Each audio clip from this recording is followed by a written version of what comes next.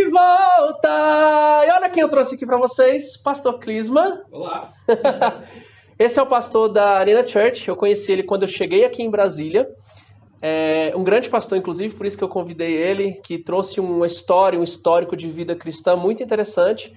E como eu prometi para vocês que eu ia trazê-lo, né, que eu ia trazer um pastor para falar um pouco do cristianismo dentro do mundo evangélico, eu trouxe ele para ajudar vocês. Muitas pessoas que me procuram que são evangélicos e cristãos, e ninguém melhor do que um pastor de uma igreja inclusiva para mostrar para vocês o quanto é tranquilo, tá? É extremamente tranquilo você ter uma vida cristã e uma vida homossexual, tá bom? E aí a gente formulou umas perguntas a qual ele vai responder. Confesso para vocês que eu pedi para ele fazer as perguntas porque ele tá mais em contato com as pessoas e essas pessoas vêm até ele e faz essas perguntas para ele. Então, eu mesmo não fiz as perguntas, porque eu queria saber como que estava acontecendo lá na igreja com o pessoal. Tudo bom, pastor? Tudo bem, graças a Deus. É um prazer estar aqui e obrigado pela recepção tão calorosa. Tá certo. E, pastor, antes da gente começar, fala um pouco de você. Gente, ele vai falar, tá? O esposo dele tá aqui. Tá? É um pastor casado com um homem, tá?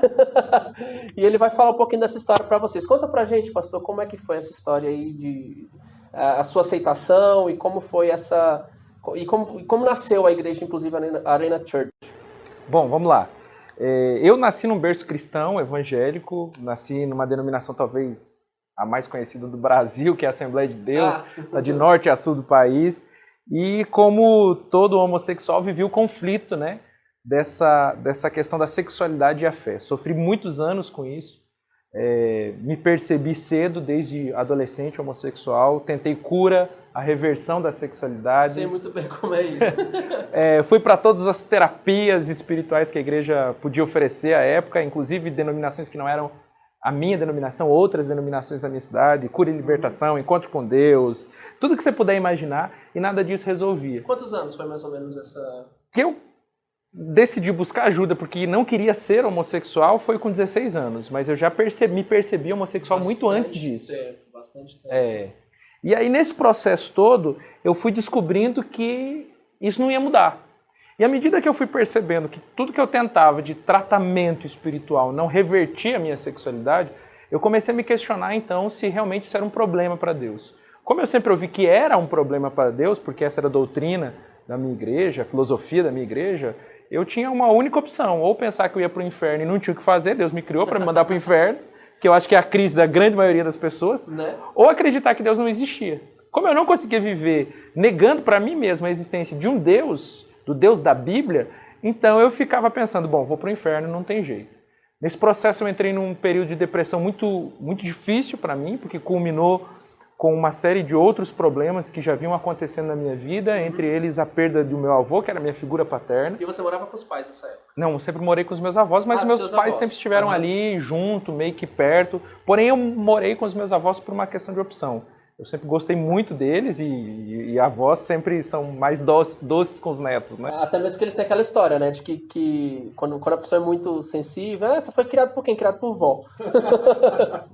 Incrível, né? Mas vamos lá. E aí, nesse processo todo, eu entrei numa depressão, tentei suicídio por 3 vezes, até que... É um histórico de homossexuais, né? Muitos, suicídio, né? muitos. Hoje eu vejo como isso duramente é comum.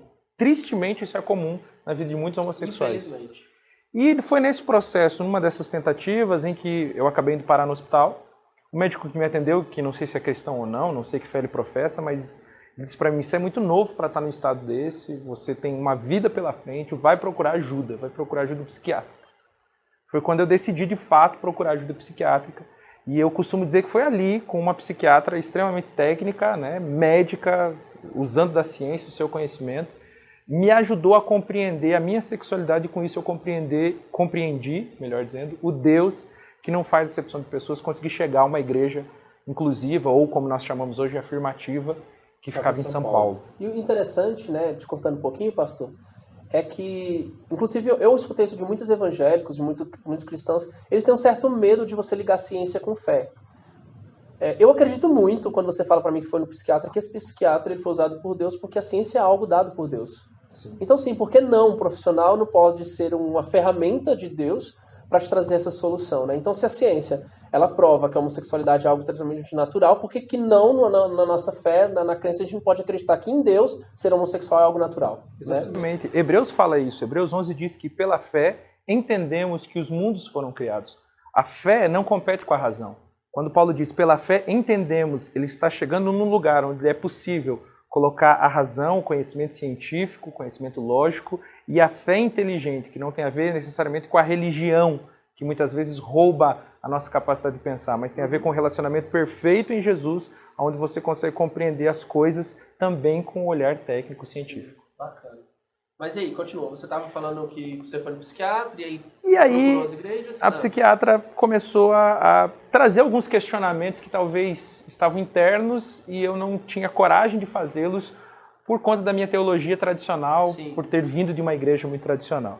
Mas à medida que eu fui me permitindo esse processo terapêutico, em que eu fui me tratando, e depois psicólogos, enfim, toda esse aparato técnico, científico, médico, que é importante, que Deus usa, como você bem disse, eu decidi me abrir para conhecer coisas além da minha concepção religiosa que tinha sido transmitida como herança. É quando a gente quebra o medo, e o medo é uma coisa que até a Bíblia diz, né, que Jesus veio para tirar da gente esse medo, né? Exatamente. É para a liberdade que Cristo nos libertou. Exato. Exato, legal. E nesse processo eu comecei a fazer amigos LGBTs, coisa que eu não me permitia, porque eu achava que isso era terrível. E aí, conhecendo a galera, conhecendo o público, eu também conhecia as experiências de fé deles. Respeito muito as experiências de fé, ainda que venham divergir da minha teologia, da teologia que hoje Sim. eu creio. Mas por conta disso eu conheci o espiritismo kardecista, Sim. por conta disso eu conheci religiões de matriz africana, e percebi que eu não me encontraria dentro daquelas verdades, que eu não me adaptaria àquilo, porque aquilo não era a minha crença, não era a minha fé, mas isso serviu para que eu quebrasse um pouco os meus paradigmas e conseguisse olhar o mundo de outra forma. Vendo o mundo de outra forma, apesar de não me encontrar dentro dessas religiões, eu consegui descobrir que dentro da minha própria fé, da minha própria teologia, existia espaço para a minha sexualidade e o exercício do meu chamado em Deus, do meu ministério, da minha própria fé. Legal, é isso. E aí uma coisa interessante que você falou, já pegando carona, que ele comentou agora, né, que ele foi em denominações que ele não se identificava. Mas uma coisa que eu acho legal, de quando a pessoa ela consegue aceitar a sua sexualidade, é o quanto ela também, que aí vem uma questão mais de identidade, não sexual, porque sexualidade é uma parte do que eu sempre venho falando sobre identidade. Você aceitar quem você é de verdade, ele fala da questão de lugares que ele foi, que ele não se adaptou porque não fazia parte da crença dele, e é uma coisa a ser respeitada, mas a gente vê uma pessoa que se encontra tanto em si que as outras denominações, outras crenças não interferem e não alteram o emocional, né, pastor? Não altera o seu emocional. Você consegue conviver com o espírita, você consegue conviver com, né, respeitando e conversando com essas pessoas naturalmente, sem aquela carga que muitas igrejas trazem, né, de, se você conversar, o diabo vai te pegar, porque eu escutei isso muito, e quando a gente fica muito nessa questão do medo, né, de ficar com medo de, às vezes, debater com a pessoa, que às vezes é ateu, por exemplo. A gente sempre acha que o diabo vai vir e vai nos matar, e aí a gente fica se questionando, será que Deus é tão burro, digamos assim, com o perdão da palavra, mas Deus é tão burro, tão criança, para não saber tratar uma conversa com pessoas de ideias diferentes, sabe? É uma coisa que eu me pergunto muito. Mas antes de fazer as perguntas, né, a gente não pode prolongar muito, me fala pelo menos um pouco de como é que foi esse encontro com o seu marido. Meu amor, que também é pastor, Luiz Fernando. Nós nos encontramos através da igreja afirmativa, inclusive, em que eu congregava, por uma live dessa igreja. E de lá a gente começou a ter uma conversa que fugia um pouco dessa esfera pastoral, um pouco mais pessoal. E dessa conversa pessoal, conhecendo o coração um do outro, nós decidimos nos conhecer pessoalmente, porque até então eu estava em Curitiba, no Paraná, ele em Brasília, aqui em Brasília. E daí nós percebemos que as nossas afinidades estavam para muito além de uma amizade apenas, elas tinham a ver com a possibilidade de nós construirmos um relacionamento de fato amoroso, uma família. Resolvemos casar em 2018, e aí eu mudei... Tá bem recente, né? Tá bem recente. 19, 20, 21, 22. Vou fazer 4 anos de casado. E aí nós mudamos para cá, para Brasília, e aqui então nós começamos o trabalho da Arena juntamente com a nossa família. Eu costumo dizer que a construção da minha família e a construção da igreja, para mim, não se dissociam. Nós somos uma coisa só, enquanto casal, enquanto pastores e enquanto família com a comunidade que nós estamos construindo aqui no Brasil. E olha que legal, vocês são casados, pela sociedade a gente olharia, né, dois homens juntos e ficaria espantado, mas a gente convive e vê que é algo tão natural, né? Que diferença faz, ou o que interfere na lei da vida, do universo, né, ou da natureza, como muitos acreditam que se homem e come juntar, vai desequilibrar o mundo e o mundo vai explodir, ou sei lá o que eles acreditam. Mas eu acho graça, pessoal, eu acho graça porque, assim, é lógico que a gente ri, porque a gente tá bem hoje, né, mas enquanto a gente não tava, a gente não ria dessas coisas, né, a gente acreditava que a natureza ia acabar com tudo, né. Com o fato de sermos homossexuais. E não é bem por aí. Né? Então, nós não vamos, como eu estava dizendo para vocês, a gente não vai prolongar muito, porque senão, se ficar muito extenso, né, a galera acaba desistindo no meio do caminho. Ele preparou 7 perguntinhas para a gente, que ele vai responder, que é o que tem mais costume, que é o que a galera mais procura ele, tá? Então vamos começar aqui. Ele veio para mim com uma pergunta: como interpretar Levítico, não é isso? Isso. Capítulo 18, versículo 22. Com o homem não se deitará, como se fosse mulher, abominação é. Escuto isso muito. Vamos ver o que ele tem a dizer. Bom, eu costumo fazer uma brincadeira com isso, com homem não te deitarás como se fosse mulher, que se o problema é se deitar, então dá para resolver de forma simples. Faz em pé, tá tudo certo, não tem problema. E aí a gente acha uma brecha na lei, porque de fato esse verso de Levíticos 18, ele tem a ver com as leis de Moisés. Eram 613 leis, muito embora muita coisa. A gente pensa que é só 10 mandamentos. Não tinha muito mais que isso. Mas para entender isso mais profundamente, a gente não pode fazer uma leitura descontextualizada. Tem uma ideia lá dentro da hermenêutica bíblica, que é a forma correta de interpretar um texto bíblico, que vai dizer o seguinte, que texto sem contexto é pretexto. Sim. Então todo texto, e esse texto do verso, ele tem um contexto. Se você começar a ler todo o capítulo de Levíticos 18, principalmente a partir do verso 19, você vai ver que ali começa a se tratar sobre um assunto importante para compreender o versículo 22. O verso 19 começa a tratar a respeito da idolatria que os povos cananitas tinham. Sim. Povos cananitas eram os povos que ocupavam a região para onde Israel estava sendo destinada por Deus para habitar. E eles então teriam que, antes de habitar aquele lugar, ter fixado dentro de si, no seu interior, as ideias necessárias para que eles não se contaminassem, não se misturassem com as práticas religiosas pagãs dos cananitas. E entre as práticas religiosas pagãs dos cananitas estavam os rituais de adoração aos deuses da fertilidade, que envolviam atos sexuais. Por isso, desde o verso 19 do capítulo 18 de Levíticos, você vai ler a recomendação de não estar com uma mulher, estar no sentido de relacionamento sexual, no seu período menstrual, porque era uma das formas que potencializava a oferta para os deuses da fertilidade. E hoje não se prega isso. Hoje não se prega isso. Também fala ali a respeito de você não se deitar com animais, não copular com animais, mulheres com animais, homens com animais, porque era uma forma de adoração aos deuses da fertilidade, da colheita daqueles povos agrícolas do passado. E o verso 22 vai no mesmo sentido. Não está aí falando a respeito de homossexualidade, até porque esse conceito não existia. Se existisse, provavelmente não seria bem visto pelo povo hebreu, porque era extremamente machista e patriarcal. A questão é que o texto em si, ele não está condenando a homossexualidade, porque o que está se referindo aí é a prática sexual de adoração a outros deuses, a deuses pagãos, e não ao Deus de Israel. O Deus de Israel se adorava com sacrifícios, o Deus de Israel se adorava com a vida, e não se adorava com atos sexuais, diferente dos deuses da antiguidade. Ler o verso 22 de Levíticos e acreditar que ele está condenando a homossexualidade é uma tremenda descontextualização do texto. Portanto, nós não podemos usar esse texto para dizer que condena a homossexualidade, condena práticas sexuais para adorar a deuses, coisa que não é o que os homossexuais fazem quando se relacionam. Quando eu me relaciono com meu marido sexualmente, eu não estou fazendo isso para adorar algum Deus, nem mesmo o Deus dos cristãos, o Deus da Bíblia. Eu estou fazendo isso porque eu o amo e porque essa é a forma de relacionamento que nós temos enquanto casal. Sim. Diferente exatamente desse contexto em que o verso 22 é escrito. Legal, pastor. Uma coisa interessante que eu sempre analiso, não sei se você vai concordar comigo, é que quando a gente pega o Antigo Testamento e pega o Novo também, a gente junta as duas coisas, a gente vê muitas regras, muitas coisas que foram colocadas baseadas muito em culturas do local, né? Existiam certas culturas que às vezes eram necessárias certas leis. É como hoje a gente está aqui no país, a gente tem uma certa repetição de padrões de problemas no trânsito, por exemplo, e o Detran tem que vir com uma lei nova. Não necessariamente aquela lei é uma regra da vida ou do universo ou de Deus, né? Então eu acredito que muitas coisas as pessoas colocaram como uma palavra absoluta de Deus e às vezes eu falo isso, não sei se você vai concordar, que eu vejo mesmo as palavras de Deus mesmo nos 10 mandamentos, né? Que ali foi o dedo de Deus que escreveu do puro sentimento que ele tinha dentro dele, né? Que Deus tem dentro dele.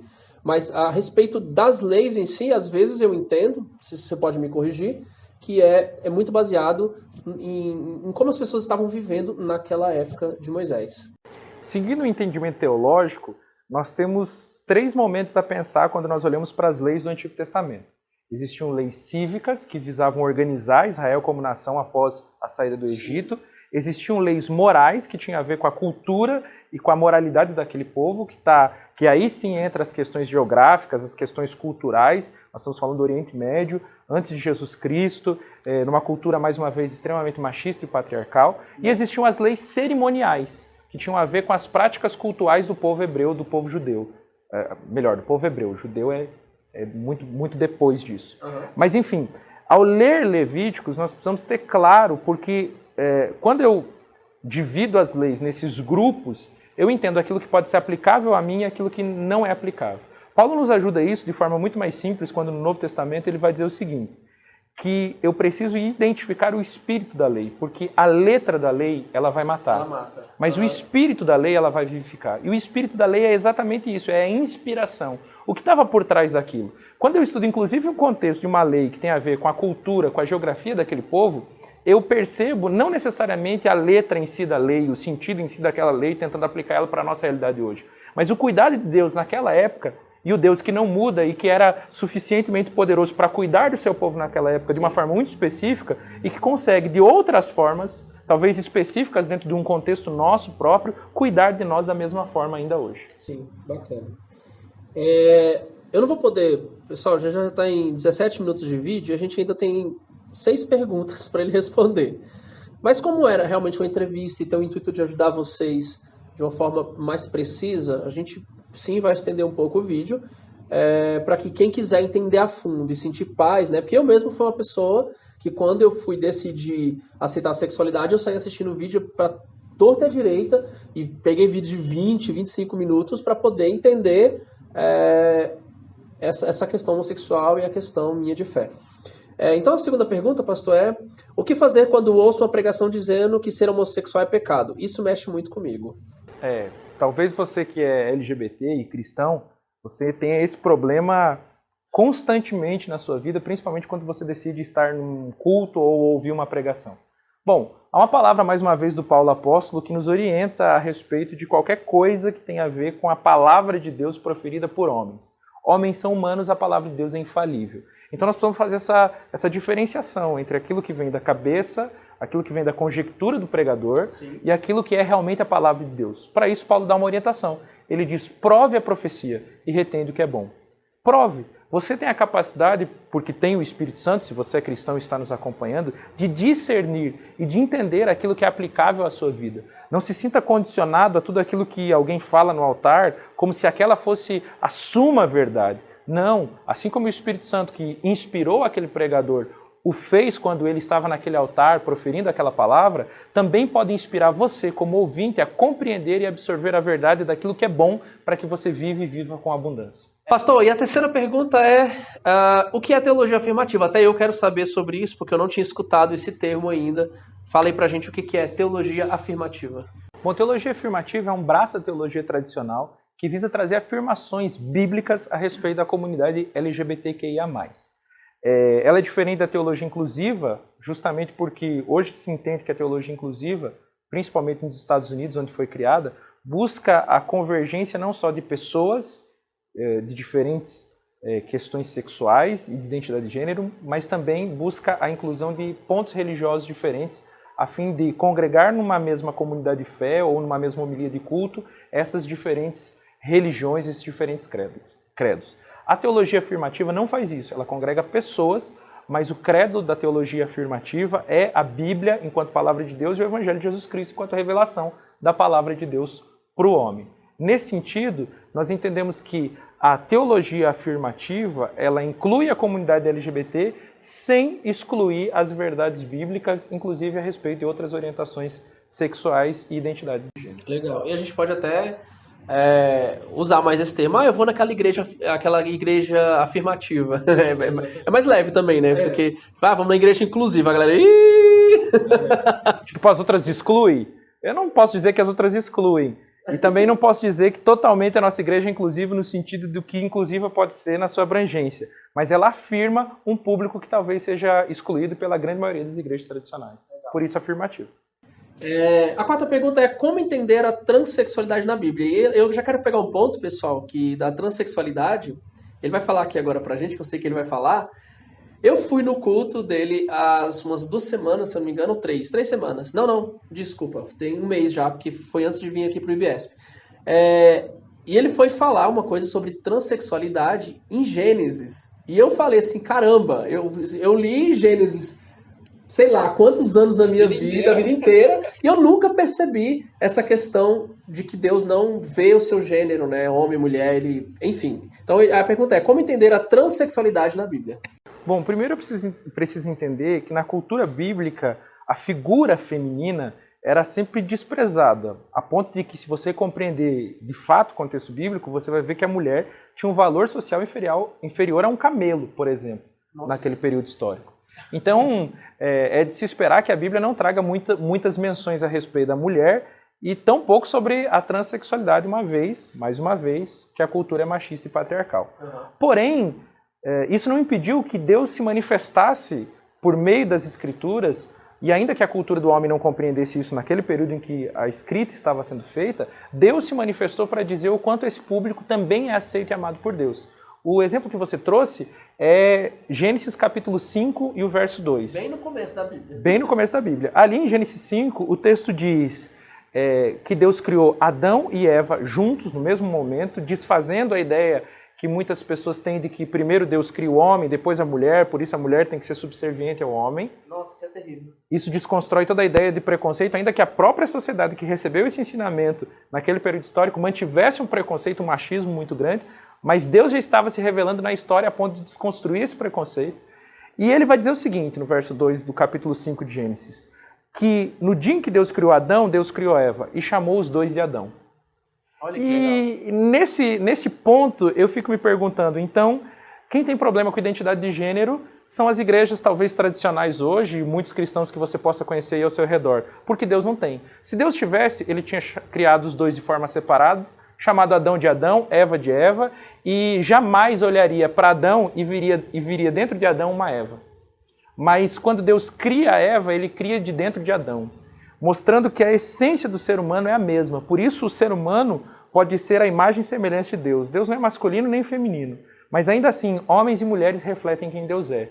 Deus é esse que não se importa com o gênero, ele se importa com a essência, e a nossa essência é divina. Nós viemos dele como nosso Criador. E até mesmo porque no meu entendimento, na minha crença, eu acredito que se a gente colocar Deus como homem ou como mulher, a gente torna Deus humano e a gente para de entender Deus como perfeito. Sabe? É uma coisa que eu sempre paro para pensar. A quinta pergunta é: o relacionamento entre Jonatas e Davi era sexual? Bem interessante essa pergunta. Bom, quando a gente fala de afirmações bíblicas a respeito da comunidade LGBTQIA+, Jonatas talvez seja um dos melhores exemplos, pelo menos para os meninos. Para as meninas tem um exemplo de Ruth e Noemi, que em outro momento a gente pode conversar. Opa, essa já vai ficar pro próximo vídeo, porque essa eu também tô querendo saber, hein, pessoal? Mas Jonatas e Davi têm uma história que muitos tentam sustentar como uma amizade íntima, profunda, e de fato dá para entender isso no primeiro capítulo do livro de Samuel, aliás, no primeiro livro de Samuel, a partir do capítulo 18. Mas quando a gente chega em 2 Samuel, no capítulo 1 e no verso 26, Jonatas já está morto por uma questão de conflitos que existiam ali, e ele foi para a linha de frente da batalha, morreu em batalha. Davi, agora, lamentando a morte de Jonatas, faz a seguinte declaração: angustiado estou por ti, Jonatas, quão amabilíssimo me eras. Melhor era o teu amor do que o amor das mulheres. Quando você lê isso no verso 26 do capítulo 1 de 2 Samuel, e você se lembra de tudo que está escrito a partir do capítulo 18 do primeiro livro de Samuel, você vê encontros profundos onde existem beijos, abraços e momentos em que Jonatas e Davi ficam nus. você percebe que isso não pode ser um relacionamento de amizade. Quem é que ama um amigo mais do que ama o amor de uma mulher? E aí é importante dizer que o amor de uma mulher, nesse contexto, é o amor sexual. Quem é que, com um amigo, para fazer uma aliança, fica pelado e se beija? Isso não tem um contexto de relacionamento de amizade num sentido de amor fraternal. Não. Isso tem um contexto muito mais sexual. Dá para ver isso pelas próprias circunstâncias que estão ali no primeiro livro de Samuel, a partir do capítulo 18. Fico imaginando, nos nossos tempos, pessoas homofóbicas ou heterossexuais mesmo, aceitando ficar com o amigo dele pelado dentro de um quarto, né? Tipo... E se beijando. E se beijando. Tipo, não, nem... Se dois homens heterossexuais dentro do quarto...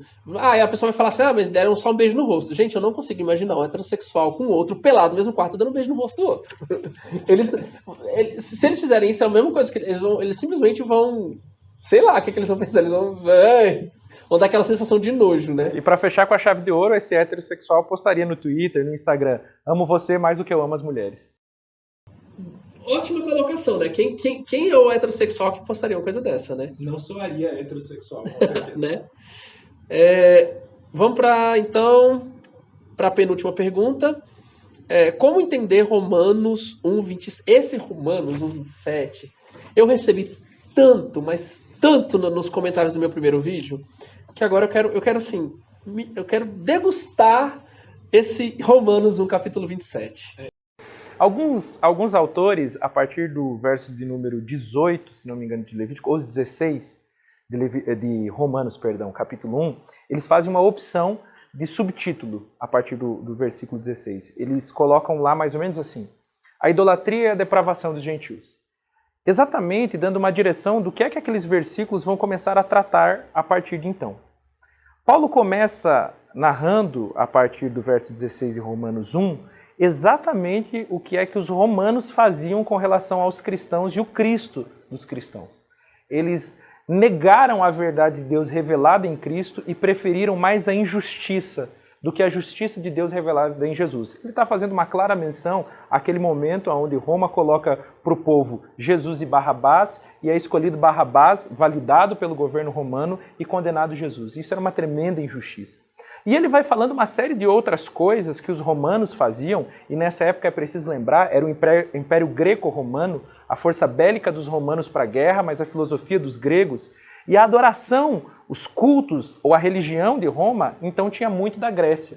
A Grécia tinha deuses como, por exemplo, a deusa Diana e outros tantos deuses que giravam em torno da fertilidade, cujos cultos eram sexuais. Um deles, por exemplo, talvez o mais famoso, o deus Baco.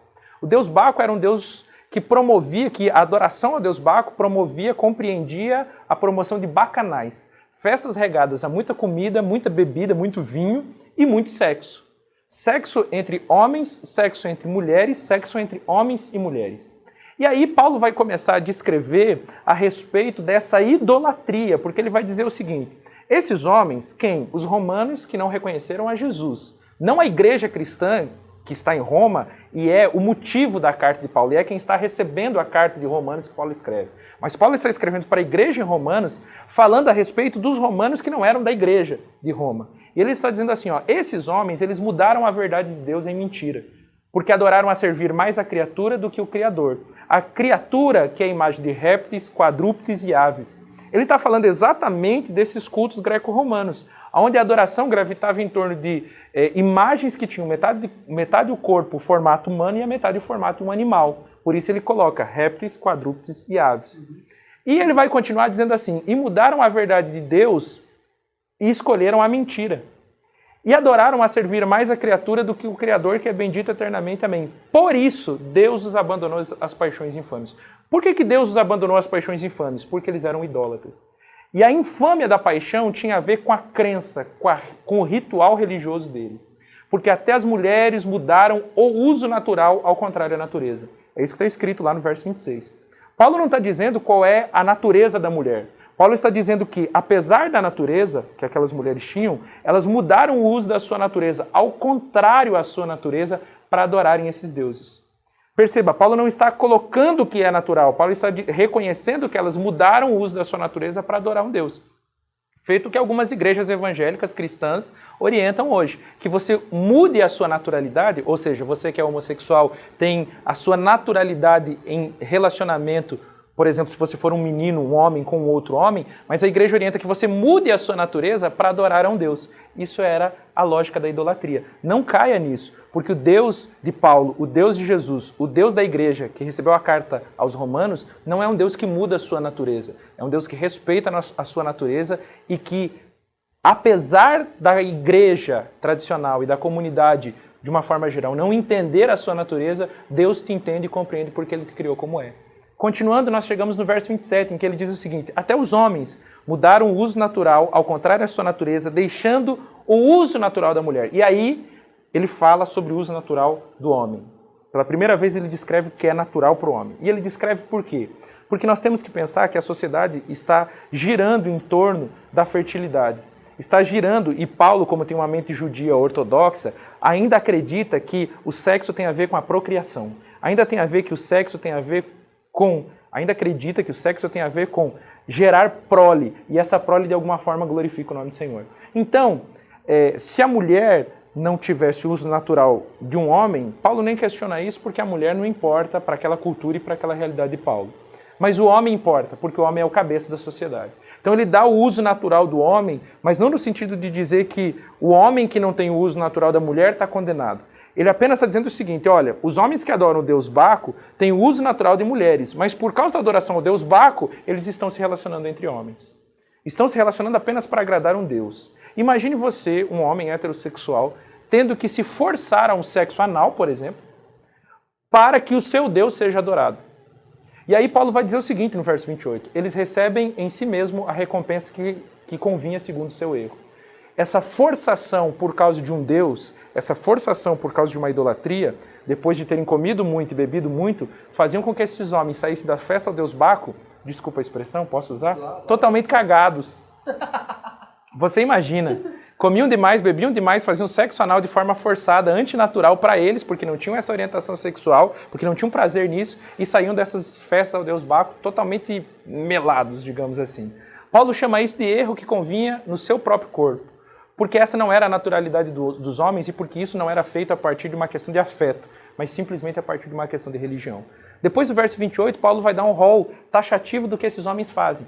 Paulo vai dizer que esses homens que praticam essas tais coisas, eles são abusadores, detratadores, murmuradores, eles humilham pai e mãe, eles são necios, infiéis nos contratos, homicidas, são dignos de morte. Se você é homossexual, está me ouvindo, e você não é nécio, não é infiel nos contratos, você não é abusador do seu pai e da sua mãe, você não faz uma série de coisas que o rol taxativo, a partir do verso 28 de Romanos capítulo 1, começa a dizer, essa passagem não está se referindo a você nem à sua homossexualidade. Mas, mais uma vez, dentro do contexto, está se referindo aos cultos idólatras que existiam em Roma.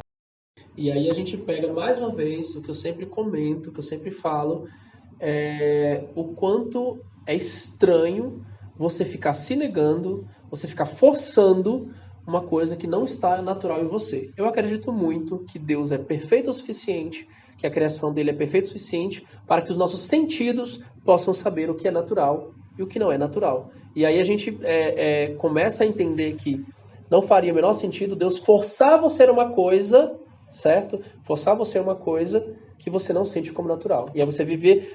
Eu sempre falei isso, eu falei isso no meu primeiro vídeo, que eu fiquei 31 anos da minha vida tentando aceitar uma sexualidade. Eu nunca tinha me deitado com mulher, na verdade até hoje, se vocês não sabem, eu sou aberto assim com os meus seguidores, tá? Eu não tinha transado com mulheres. É um gay raiz. Hã? É um gay raiz. Não é Nutella. Eu não sou Nutella, eu sou raiz. E assim, a galera até impressiona, porque eu falo que eu perdi a virgindade com 32 anos. Eu realmente perdi a virgindade muito tarde. Tarde, assim, no sentido moral da coisa, né? Como as pessoas colocam, né? Se você fala que perdeu a virgindade com 32 anos, todo mundo, como assim? Todo mundo fica louco, né? Mas é provando que eu vivi uma vida de celibato mesmo. Eu vivi uma vida, assim, eu queria... eu tinha... E assim, e quando eu fui parar para analisar por que eu fazia isso... Sim, eu entendo que muito disso era o quanto eu era fiel a Deus, mas o fato maior disso era o quanto eu tinha medo. Eu tinha um medo tremendo. Então, tipo assim, mesmo sabendo que eu não podia ser gay, eu também não tentava com mulheres, porque eu tinha aprendido na igreja que o sexo fora do casamento era algo que também levava pro inferno. E eu falava, vou morrer doente, porque eu não tenho o que fazer, não tem como eu nem testar nada. Então eu vivi 31 anos forçando uma coisa. E assim... Se não fosse natural, como que 31 anos você não consegue mudar uma coisa que você nem experimentou? Consegue entender? Tipo assim, eu nunca experimentei uma mulher, eu nunca cheguei numa mulher, mas em 31 anos depois eu ficar com o cara e eu sinto que é natural. Então a gente compreende que o que é natural não tem mudança, porque Deus já fez daquele jeito, né? Não tem como mudar, é como você tentar pegar uma árvore e tentar fazer ela virar terra, não faz sentido, né? E aí a gente vai terminar a última pergunta. Então a gente vai para a última pergunta, pastor. E antes de terminar, antes de fazer a última pergunta, já vou deixar para vocês, se vocês tiverem alguma dúvida, se vocês tiverem algum questionamento, alguma coisa que vocês não entenderam, tem algumas outras coisas referentes à Bíblia que vocês querem saber, já vai ficar disponível, o pastor vai me dar essa autoridade. Eu vou colocar o Instagram deles, o YouTube deles, que acho que vocês também têm um canal no YouTube, né? Vou deixar o YouTube dele, vou deixar o canal, para vocês falarem com ele. Se ele não tiver tempo, o esposo dele vai responder, e vocês vão ter esse apoio aí, quiserem visitar lá a Arena Church, que fica onde, pastor, a igreja? Na CSS 6, lote 4, em Taguatinga Sul, aqui em Brasília, no Distrito Federal. Legal. Já fica o convite aí para vocês visitarem lá, tá, pessoal? E aí, a pergunta é, por que ainda a resistência das igrejas e pastores evangélicos sobre a comunidade LGBTQI+. Bom, eu penso que a resistência vem do culto que a religião cristã faz à tradição. Isso é uma forma de idolatria. O que nós devemos cultuar na religião cristã, na fé cristã, e mais do que a religião em si, é o Cristo dos evangelhos, o Deus revelado em Jesus Cristo. Mas essa ideia pode se tornar muito abstrata, e o medo de que alguns sacerdotes, pastores, líderes cristãos têm dessa ideia é que vão perder domínio sobre o povo. Domínio esse que traz enriquecimento, que traz poder político, e nós, aqui no Brasil, sabemos disso de forma muito prática, principalmente se olharmos para as últimas eleições. Mas quando nós decidimos romper com esse tradicionalismo, que na verdade se tornou só religião e não relacionamento com Deus, porque repetimos rituais sem saber por que estamos repetindo, de fato conseguimos conhecer quem Deus é em Jesus Cristo através de um relacionamento pessoal. E a nossa congregação, a nossa ida a uma comunidade de fé, se torna simplesmente para compartilhar dessa esperança que temos em Jesus. E não como eu sou uma massa a ponto de ser manipulada pelo líder que está no altar. Então talvez a resposta seja, por que as igrejas e pastores não aceitam? Porque decidiram cultuar mais as suas tradições do que o próprio Cristo, que quebrou as tradições com os próprios religiosos da sua época, no tempo em que viveu na Terra, enquanto ser humano. E tá aí um ser, né? Se vocês querem alguém, já que vocês que são cristãos, vocês creem em Cristo como o único Salvador, né? Nada melhor e nem melhor exemplo do que o dele, né? De ter enfrentado quem? Os religiosos, os sacerdotes, os fariseus, que eram as pessoas que seguiam a tradição da lei, a tradição de Moisés. E ele, o que ele fez? Ele enfrentou, né? Ele, sem medo nenhum, ele foi lá e enfrentou essa galera. Então, é o que eu digo a vocês, sem medo, pessoal. Pode pesquisar, tem muita gente que fala sobre a homossexualidade na Bíblia, estamos aqui o pastor, sem medo. Vai, enfrenta, porque no homem você não deve confiar, mas em Deus você confia, né não? Exatamente. Então é isso, pessoal, espero que vocês tenham gostado. Não esquecendo de pedir para vocês compartilhar o vídeo, tá? Se inscrever no canal e deixar suas perguntas, se quiserem fazer perguntas, vai estar aí as nossas redes sociais. Então, espero vocês no próximo vídeo. Beijão, tchau, tchau. Tchau.